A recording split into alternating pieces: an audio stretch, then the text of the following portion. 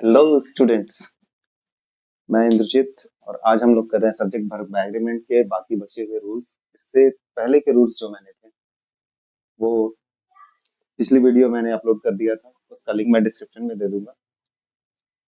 अभी हम लोग आगे करते हैं आगे के रूल्स को। रूल नंबर 5 जो है हमारा वो कहता है इन ऑप्टेटिव सेंटेंसेस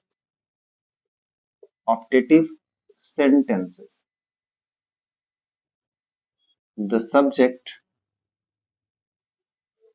requires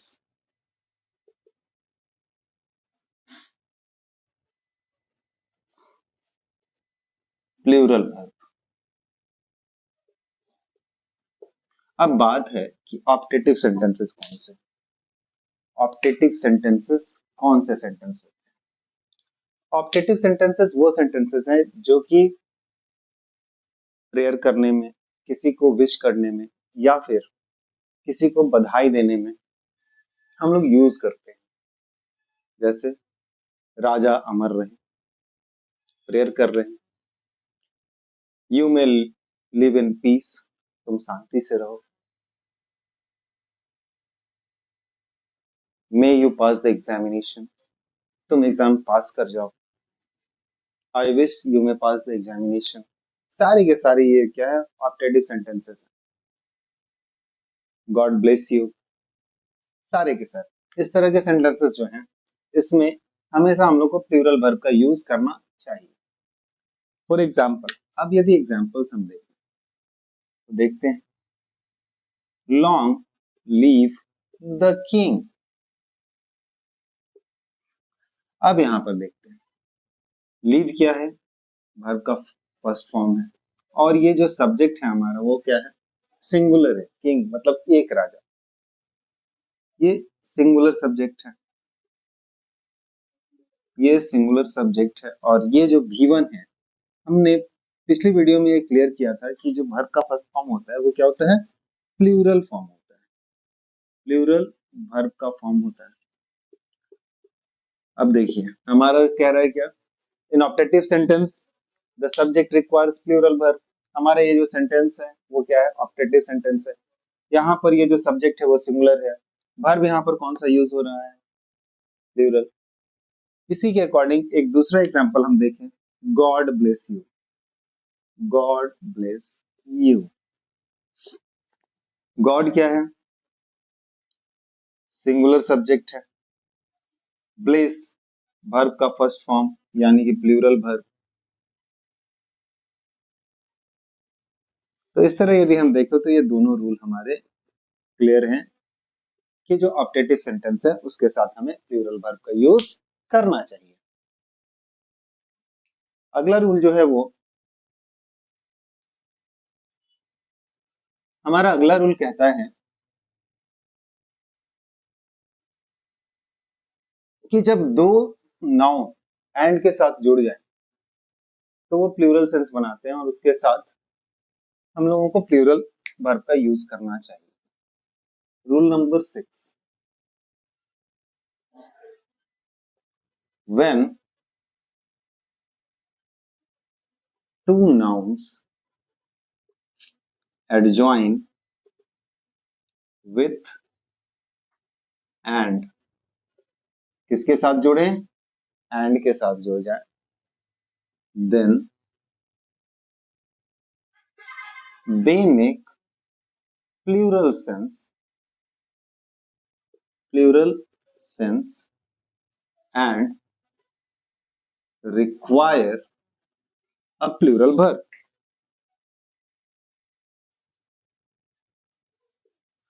अब सिंपल सी बात है कि जब सेंस वो प्लूरल बना रहे हैं, दो नाउन है जो कि जुड़ रहे हैं एंड के साथ, दो noun, two nouns adjoin with and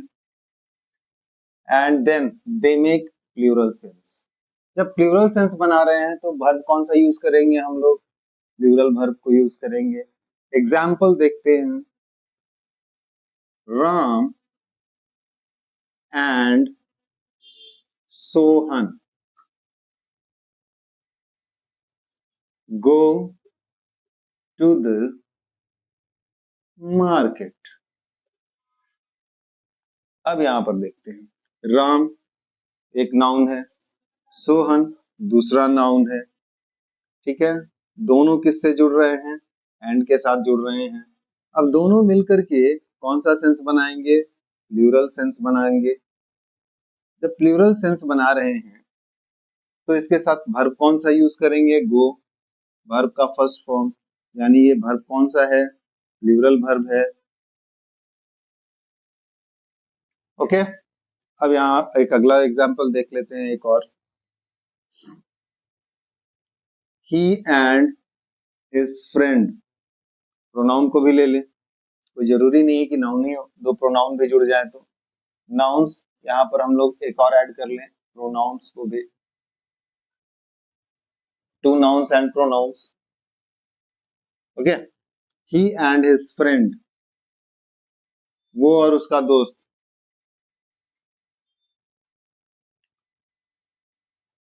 goes to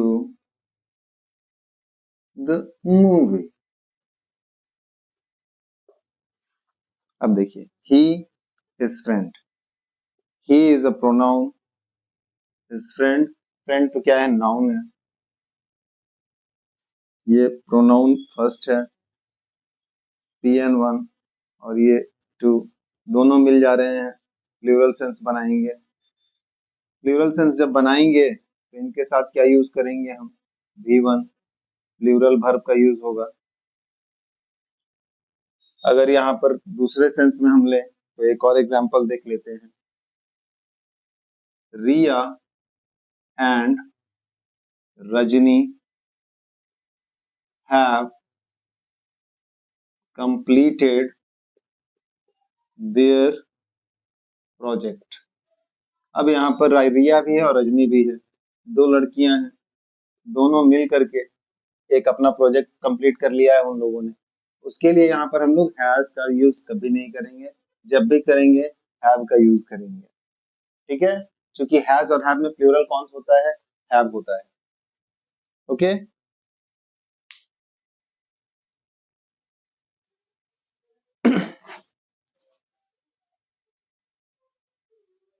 rule number 7।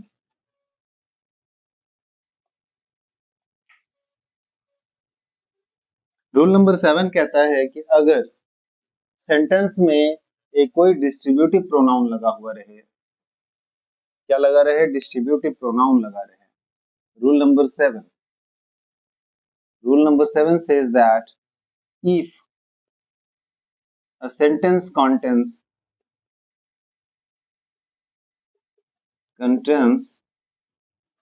distributive pronoun, कौन से प्रोनाउन? तो डिस्ट्रीब्यूटिव प्रोनाउंस। अब सबसे बड़ी बात है यहाँ पर, आप लोगों को पता नहीं होगा शायद, कि बहुत सारे जो स्टूडेंट्स हैं उनमें कंफ्यूजन होगा कि डिस्ट्रीब्यूटिव प्रोनाउन कौन से होते हैं। तो घबराने की बात नहीं है, इसे जब हम लोग प्रोनाउन पढ़ेंगे तो ये डिस्ट्रीब्यूटिव प्रोनाउन में क्लियर कर दूंगा। हालांकि इतना जान लीजिए कि इसमें कौन कौन से आते हैं। each, every, either, neither, ये सारे क्या हैं? डिस्ट्रीब्यूटिव है। प्लस प्लूरल प्रोनाउन, कौन सा नाउन या प्रोनाउन? प्लूरल नाउन या प्रोनाउन हो।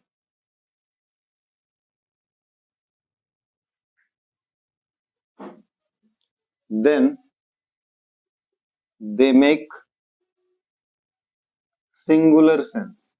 कौन सा सेंस बनाएंगे? सिंगुलर सेंस बनाएंगे। और जब सिंगुलर सेंस बनाएंगे तो इनके साथ यूज कौन सा होगा? And requires singular verb. कौन सा वर्ब यूज करेंगे? सिंगुलर वर्ब यूज करेंगे। ओके, एग्जाम्पल देखते हैं। अब हमारा जो रूल कह रहा है कि अगर सेंटेंस हमारा जो है उसमें क्या हो, ईच, एवरी, आइदर, नाइदर, कुछ भी, और उसके ठीक बाद में क्या लगा रहे? प्लूरल नाउन या प्रोनाउन लगा रहे, तब वो सिंगुलर सेंस बनाएगा। और उस रिक्वायर कौन सा करेगा? वो सिंगुलर वर्ब को रिक्वायर करेगा। एग्जाम्पल देखते हैं, either of those boys was honest,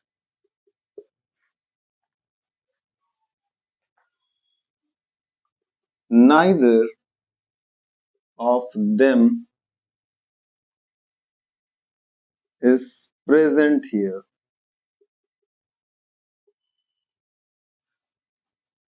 अब देखिए, फिल इन द ब्लैंक्स यदि दिया रहे और यहाँ पर was भी हो, were भी हो, यहाँ पर is हो, are हो, तो दोनों में से हम लोगों को चूज किसे करना है? हम लोग देखेंगे आइदर के बाद लगा हुआ है प्लूरल प्रोनाउन, नाइदर के बाद लगा हुआ है प्लूरल प्रोनाउन। इस तरह से यदि हम देखते हैं तो हमें सिर्फ रूल ध्यान में रखना है कि जब भी डिस्ट्रीब्यूटिव हो और उसके बाद में कोई प्लूरल नाउन या प्रोनाउन हो तो वो कौन सा सेंस बनाएगा? सिंगुलर सेंस बनाएगा, हमेशा सिंगुलर सेंस बनाता है। और जब सिंगुलर सेंस बनाएगा तो ये सब्जेक्ट कौन सा हो जाएगा? सिंगुलर हो जाएगा। ठीक है, और जब सिंगुलर सब्जेक्ट होगा तो उसके लिए वर्ब कौन सा यूज करेंगे? हम लोग सिंगुलर वर्ब का यूज करेंगे। Okay, rule number 8। Rule number 8 की बात करें तो रूल नंबर 8 हमारा कहता है, अगर सेंटेंस में आइदर, नाइदर, आइदर और, नाइदर नॉर लगा रहे, क्या लगा रहे? आइदर और नाइदर नॉर लगा रहे। देखिए rule number 8,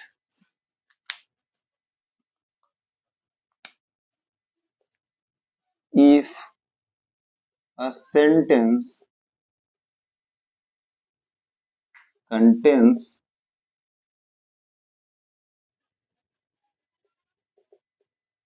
either or oblique neither nor, then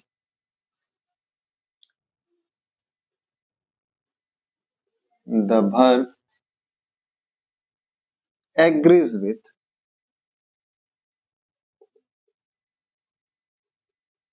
the second, the with the number, sorry, with the number and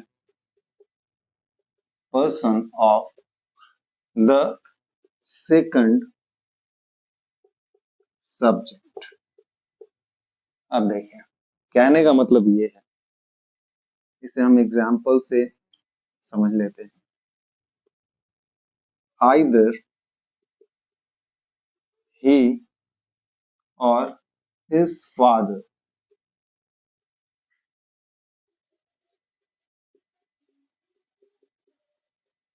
present there, was, were। इसी से क्लियर हो जाएगा, either he or his friends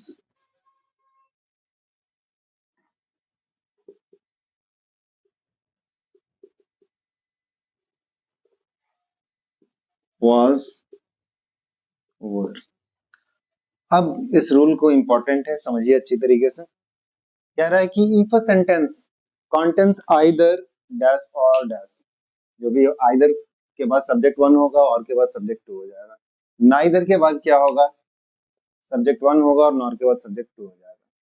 अब देखिए, either के बाद ये सब्जेक्ट 1 है और के बाद सब्जेक्ट 2 है, आइदर के पहले सब्जेक्ट 1 है, आइदर के और के बाद क्या है? सब्जेक्ट 2 है।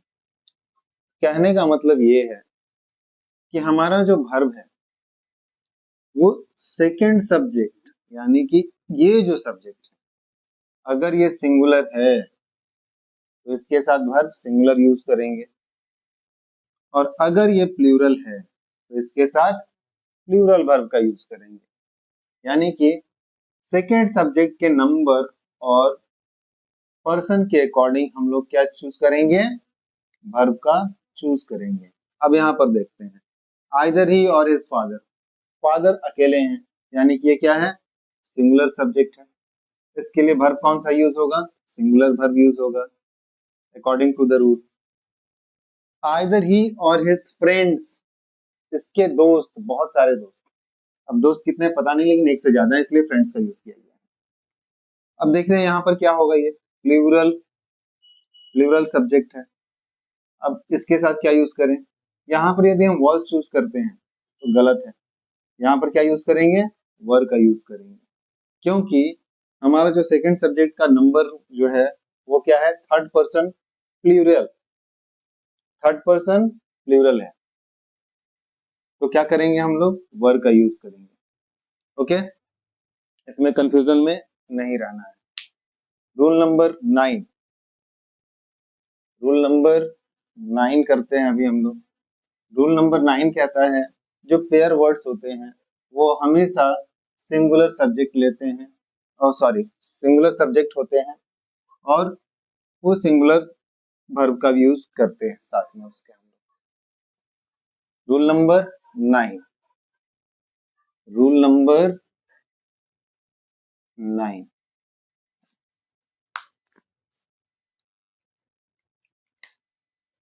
Pair words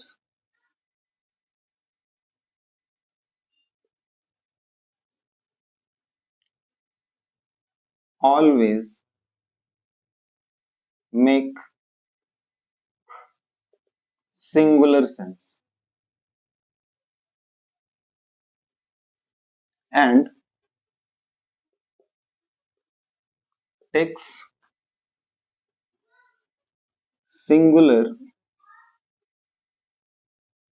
verb। अब बात है कि ये पेयर वर्ड क्या होता है भैया, तो पेयर वर्ड हम लोगों ने सुना होगा हिंदी में बहुत सारा, नून तेल, दाल भात, दही चावल, चूड़ा दही। इसी तरह से इंग्लिश में होता है, bread butter, slow and study, time and tide, sickle and hammer. इस तरह के जो वर्ड्स हैं वो हमेशा सिंगुलर वर्ब लेते हैं, जैसे for example bread and butter is my favourite dish. यहाँ पर इज भी दिया रहेगा, आर भी ऑप्शन में दिया रहेगा। अगर आप आर यहाँ पर चूज कर रहे हैं तो ये गलत हो जाएगा, यहाँ पर सही ऑप्शन क्या होगा, इज होगा, क्योंकि हमारा रूल ही है कि जो पेयर वर्ड्स हैं वो हमेशा सिंगुलर वर्ब लेते हैं। Slow and study, slow and study wins the race. अब देखिए यहाँ पर विन भी दिया रहेगा और विंस भी है। अब यहाँ पर देखिए ये तो प्लूरल वर्ब है और ये V5 है, तो ये क्या हो जाएगा, सिंगुलर वर्ब हो जाएगा। अब दोनों में से कौन सा चूज करेंगे हम लोग, विंस को चूज करेंगे, विंस ही यहाँ पर यूज होगा और यहाँ पर इसका यूज होगा। ठीक है, इन सब चीजों में कभी कंफ्यूज नहीं रहना है। रूल नंबर 10 करते हैं हम लोग।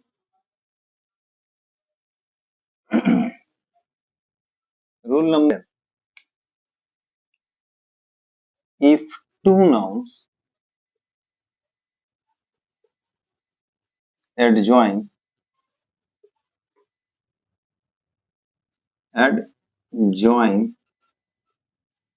with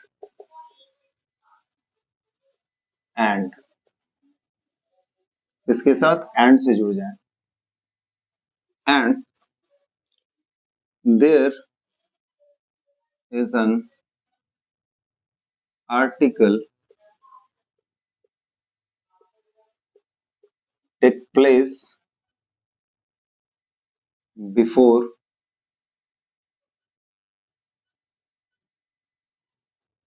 first noun,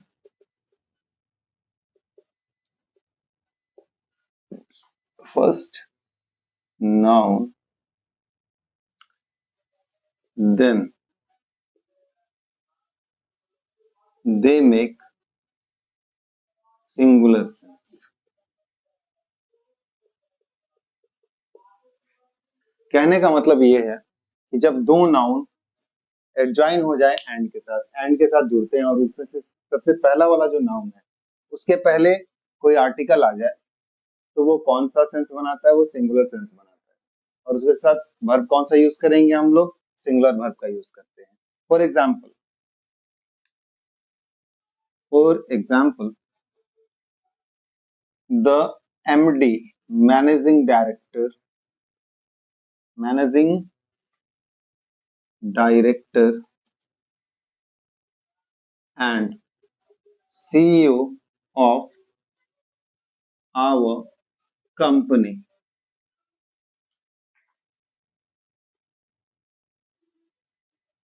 made some important rules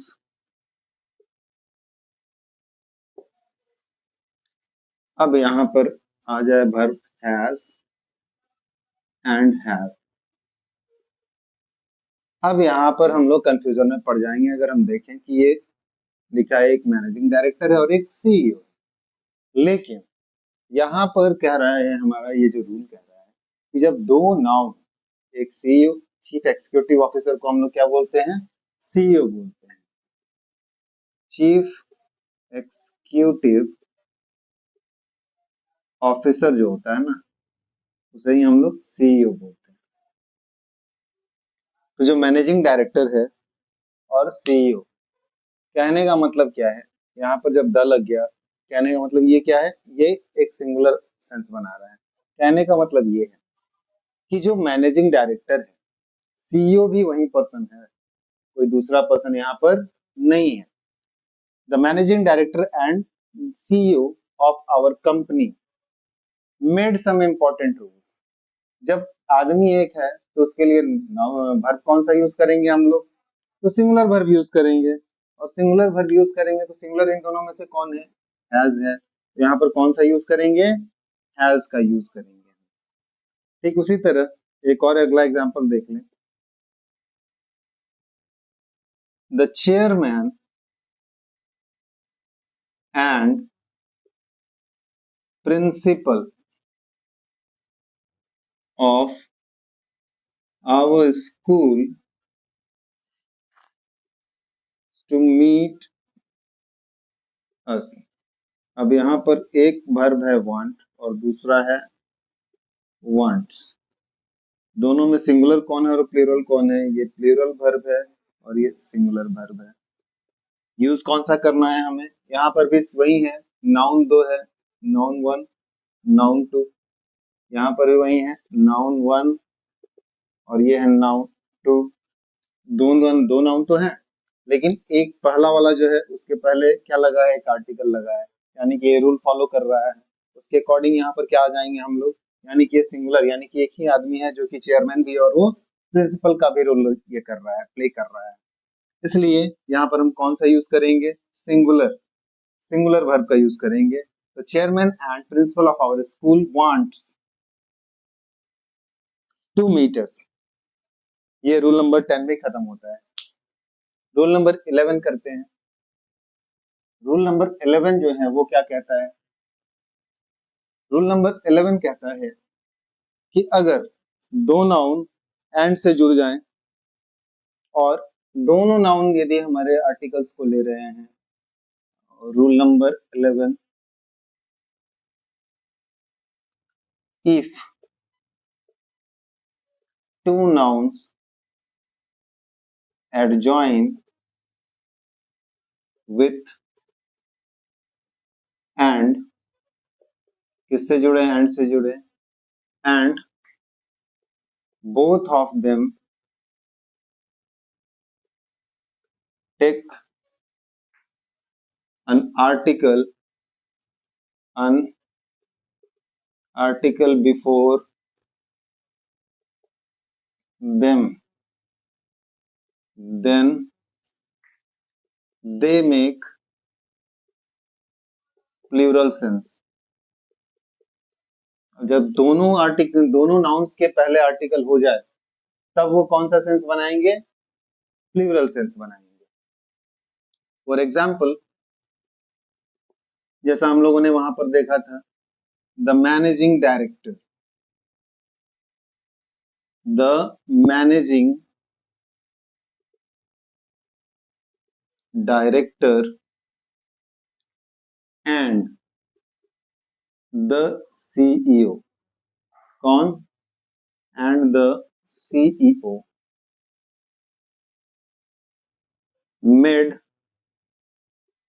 some important rules. अब देखिए, पिछले एग्जाम्पल्स में हमने देखा था कि हमारा जो आर्टिकल था, ये आर्टिकल सिर्फ इसके पहले लगा था, ये मैनेजिंग डायरेक्टर के पहले लगा था, वो सीईओ के पहले द नहीं था। लेकिन यहाँ पर देख रहे हैं कि सीईओ के पहले भी द लगा हुआ है, यानी हमारा रूल क्या कह रहा है? If two nouns are joined with and both of them take an article before them, then they make plural sense. जब प्लूरल सेंस होगा तो वर्ब कौन सा यूज होगा? प्लूरल वर्ब यूज होगा। यानी अब यहाँ पर बात भी आ रही है, बात को समझिए, ये जो फैक्ट है इसे अच्छी तरीके से समझने की बात है कि उस समय क्या था कि एक ही इंसान था जो कि मैनेजिंग डायरेक्टर भी था और सीईओ भी था। लेकिन इस केस में है क्या कि मैनेजिंग डायरेक्टर कोई अलग आदमी है और सीईओ जो है ये कोई अलग आदमी, यानी कि आदमी यहाँ पर दो है। ओके, और इस तरह हम देखते हैं यहाँ पर कौन सा वर्ब यूज करेंगे?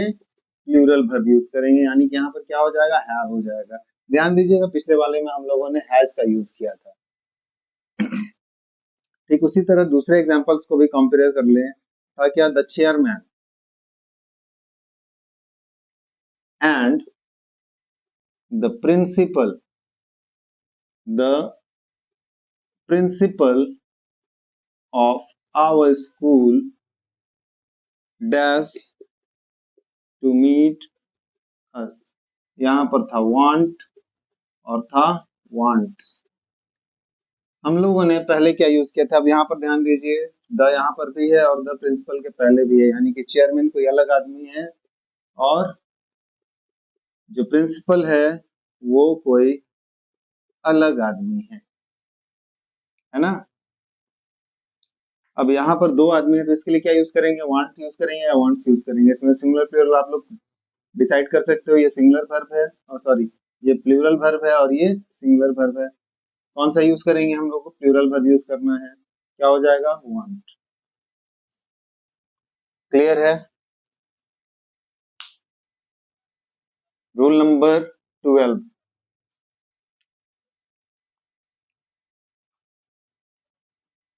रूल नंबर 12 करना है हमने।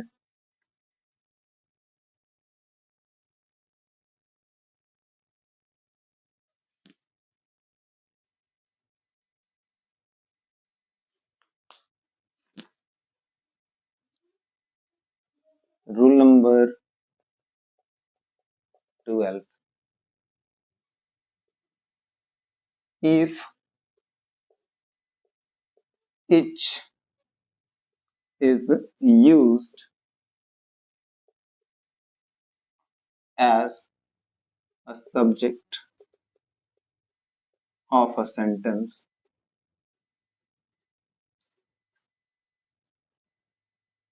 then it means each ही नहीं, यहाँ पर each के बाद और हो सकता है every, either, neither, ये सारे अगर सब्जेक्ट की तरह यूज हो रहे हैं देन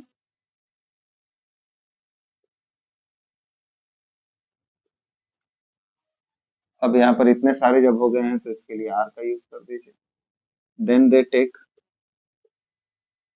सिंगुलर वर्ब। अब इन सभी में से किसी भी कोई एक सब्जेक्ट की तरह यूज किया जाए तो इसके साथ हम लोग कौन सा वर्ब यूज करेंगे? सिंगुलर वर्ब का यूज करेंगे। जैसे each has a pen, either has an umbrella in rainy days.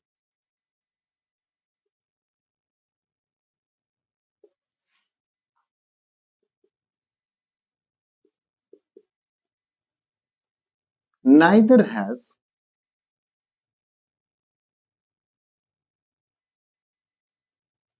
cell phone.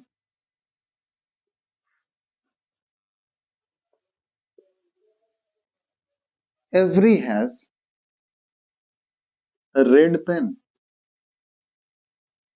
अब यहाँ पर देख रहे हैं each, either, neither, every का यूज किया गया है सब्जेक्ट की तरह और सब में हमने सिंगुलर वर्ब का यूज किया है। इसी तरह अगर कहीं पर भी आपको each, either, neither, every मिल जाए और इसका यूज सब्जेक्ट की तरह किया जा रहा है तो वहां पर हम लोगों को सिंगुलर वर्ब का यूज करना है। Rule number 30।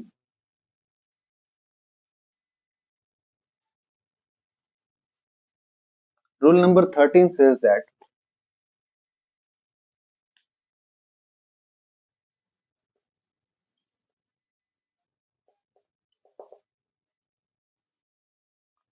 if a sentence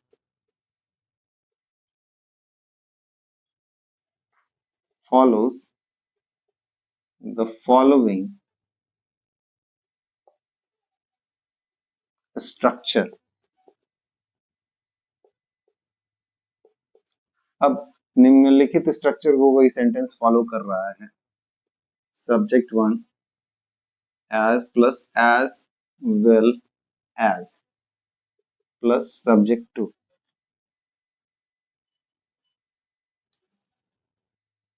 plus verb plus object, then verb agrees with the number and person of the subject 2। अगर कोई सेंटेंस इस पैटर्न को फॉलो करे, subject 1 plus as well as plus subject 2 plus verb plus object, ठीक है, तब जो verb है वो किसके नंबर और पर्सन के अकॉर्डिंग एग्री होगा? तो वो सब्जेक्ट 2 यानी कि सेकंड सब्जेक्ट, इस सब्जेक्ट के अकॉर्डिंग उसका वर्ब नंबर और पर्सन के अकॉर्डिंग यूज किया जाए। For example, he as well as his friends, ध्यान दीजिएगा, his friends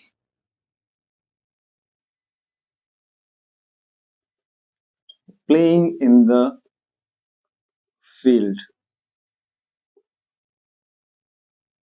was were। अब देखिए, ये हो गया सब्जेक्ट 1 और हिज फ्रेंड, ये हो गया सब्जेक्ट 2। इसका नंबर क्या है? प्लूरल नंबर का है, ठीक है, पर्सन थर्ड पर्सन में है। अब यहाँ पर देखते हैं हम इसके अकॉर्डिंग वर्ब कौन सा यूज करेंगे हम।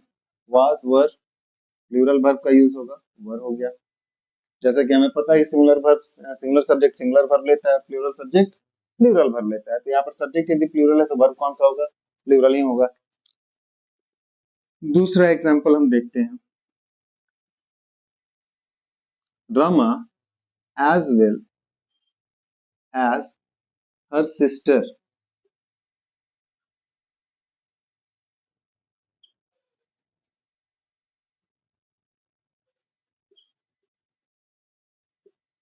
were not present there। अब यहाँ पर लीजिए was और were में से क्या होगा? देखिए, subject 1 Rama, and subject two her sister. क्या है? Third person singular sentence, third person का सिंगुलर सब्जेक्ट है। अब यहाँ पर क्या करेंगे, जब सिंगुलर है तो इसके साथ सिंगुलर का यूज करेंगे, क्या होगा? was। Rama as well as her sister was not present there। Rama साथ साथ उसकी बहन भी वहां पर मौजूद नहीं थी। अब हम लोग का रूल 14 करते हैं। Rule number 14। रूल नंबर 14 करने से पहले हम लोग को थोड़ा सा नंबर टेबल जानना पड़ेगा। हालांकि पहले रूल बता दे रहे हैं, उसके बाद नंबर टेबल भी मैं बता दूंगा आप लोगों को। Rule number 14। Rule number 14। अब देखिए, if there are more than one pronoun, more than one pronoun or subjects used in a sentence, then the sequence of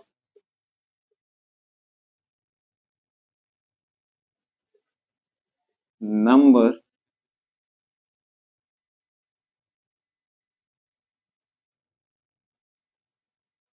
sentence, then the sequence of number is as follows.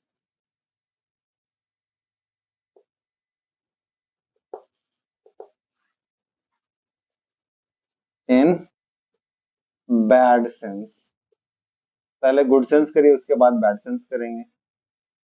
In good sense,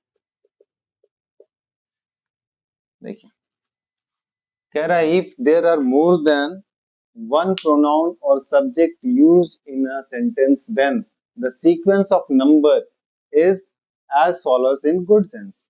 कहने का मतलब है कि अगर किसी sentence में एक से ज्यादा नाउन यूज किए गए हैं या एक से ज्यादा सब्जेक्ट यूज किए गए हैं या प्रोनाउन यूज किए जा रहे हैं, तब गुड सेंस में उसका जो एक सीक्वेंस होगा, अगर हम उस सीक्वेंस को फॉलो नहीं करते हैं तो हमारा सेंटेंस जो है वो गलत हो जाएगा। तो गुड सेंस में क्या सीक्वेंस होता है? 3-2-1। क्या होता है? सॉरी, 2-3-1। 2-3-1 होता है। पहला सेंस यही बनता है 2-3-1। अगर 2 और फर्स्ट है तो 2-1 होगा।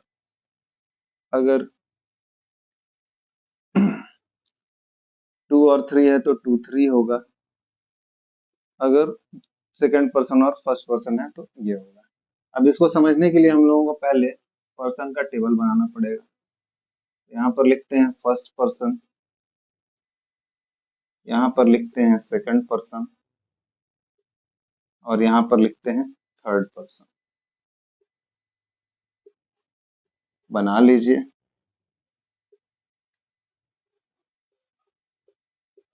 अब सबसे बड़ी बात हमें जानना होता है ना, जानना तो है कि कौन से पर्सन में कौन से प्रोनाउंस आते हैं। ये लिखे यहाँ पर सिंगुलर और यहाँ पर लिख दीजिए प्लूरल। तो फर्स्ट पर्सन में होता है क्या? आई। सिंगुलर में आई और प्लूरल में वी। सेकंड पर्सन में यू, सिंगुलर और प्लूरल दोनों में यू यू होता है। थर्ड पर्सन में होता है ही, सी, इट और सिंगुलर नाउन। और प्लूरल में क्या हो जाएगा? दे और प्लूरल नाउन। अब देखिए, अगर एक साथ यूज हो रहा है तो इसका सीक्वेंस क्या होगा? टू। टू कहने का मतलब second person, third person, first person. 2-1 कहने का मतलब सेकंड पर्सन का प्रोनाउन पहले होगा, उसके बाद फिर फर्स्ट पर्सन को लिखेंगे। 2-3 पहले सेकंड पर्सन और बाद में थर्ड पर्सन। 2-1 पहले सेकंड पर्सन बाद में फर्स्ट पर्सन। ओके, अब एग्जाम्पल देखते हैं हम। तुम और मैं, you and I made a plan to rob the bank. Bank लूटना अच्छा काम है या बुरा काम है? बुरा काम है, बैड सेंस है। तो यहाँ पर हम लोग कौन सा सीक्वेंस यूज करेंगे? यू एंड आई, है ना। देखिए ये है सेकंड पर्सन का, ये है फर्स्ट पर्सन का। 2-1 कौन सा फॉलो रूल हो रहा है? ये हो रहा है। ठीक है, हम लोगों ने और उन लोगों ने, हम लोगों ने और उन लोगों ने, फर्स्ट पर्सन का प्लूरल प्रोनाउन और थर्ड थर्ड पर्सन का प्लूरल, हम लोगों ने और उन लोगों ने। चलिए बनाए हम लोग। क्या होगा? पहले क्या है? ओह 2-1 बाद 2 बार हो गया है, यहाँ पर होगा क्या? 3-1। क्या होगा? They and we.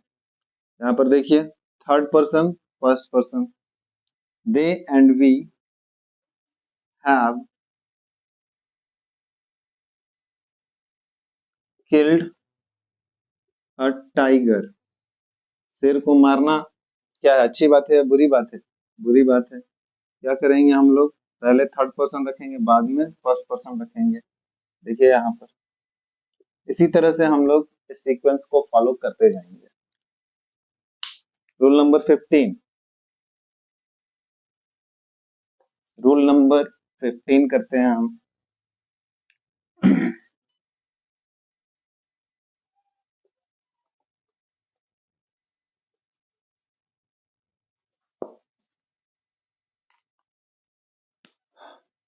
Rule number 15,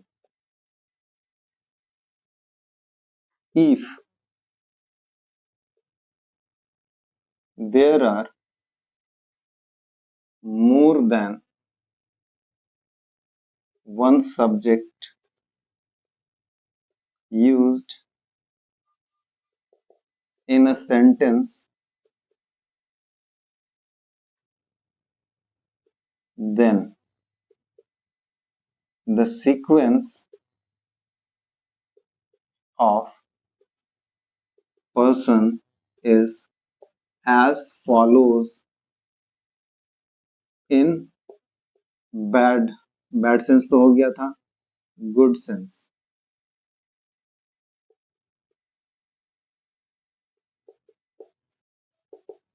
good sense में क्या होता है?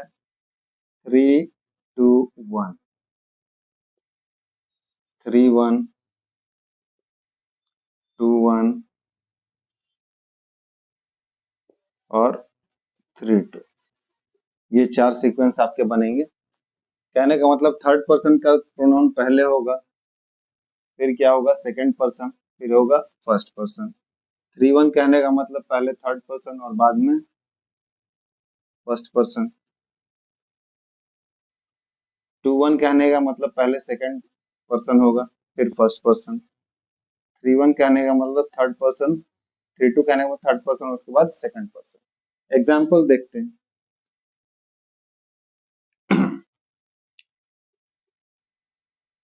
he and you, he and you have distributed, distributed blankets among the poor।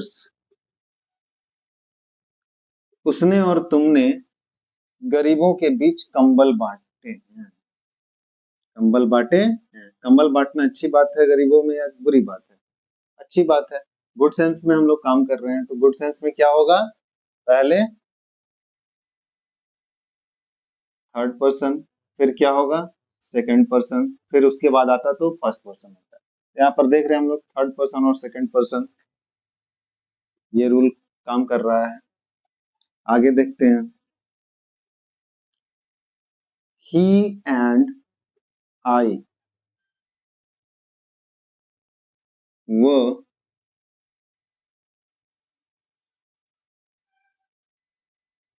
going to